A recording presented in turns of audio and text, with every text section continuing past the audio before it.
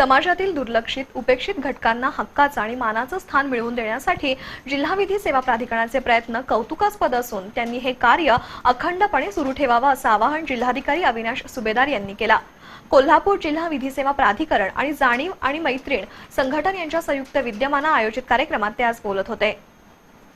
मानवी तस्करीचे बळी, तृतीयपंथीय, HIV सह जीवन जगणारी बालकं आणि महिला यांना समाजाच्या मुख्य प्रवाहात आणण्यासाठी महानगरपालिकेच्या वतीनं लक्ष्मीपुरीतील दलाल मार्केटमधील 2 दुकानगाळ्यांचं वाटप जिल्हाधिकारी अविनाश सुभेदार यांच्या हस्ते झालं।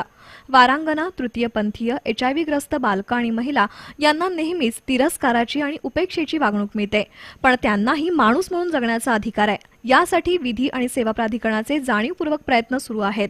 या कामात त्यांना आवश्यक ती सर्व मदत करू असं अभिवचन जिल्हाधिकारी सुभेदार यांनी दिला।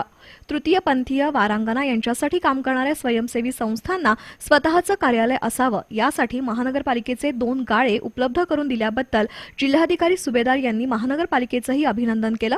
तर महानगरपालिका आयुक्त डॉक्टर अभिजित चौधरी यांनी दुर्बल घटकांच्या सक्षमीकरणासाठी सर्वसामान्य माणसांनाही पुढे येण्याची आवश्यकता असल्याचं सांगून सर्वतोपरी मदत करण्याची ग्वाही दिली। अतिरिक्त पोलीस अधीक्षक सुहेल शर्मा यांनीही मनोगत व्यक्त केलं।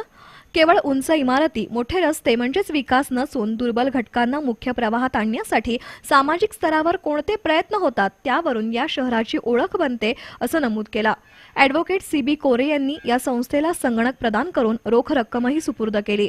तर विधी सेवा प्राधिकरणाचे सचिव उमेशचंद्र मोरे यांनी आजवरच्या कामाचा आढावा घेत उपेक्षित घटकांना सन्मानाने जगता यावं अशी अपेक्षा व्यक्त केली। यावेळी नगरसेविका सुरमंजी लाटकर, पल्लवी कोरगावकर, राजू मेवेकरी, ॲडव्होकेट शिवाजीराव राणे, CB कोरे, अजित मोहिते, डॉक्टर अमरनाथ सेलमोकर, जावेद नदाफ, प्राध्यापक हरिभाऊ वनमोरे यांचा सत्कार करण्यात आला। तसंच विद्यार्थ्यांना कडधान्य, शालेय साहित्याचं वाटप करण्यात आलं। सुषमा बटकनंगले आणि मयुरी अळवेकर यांचीही यावेळी भाषणं झाली।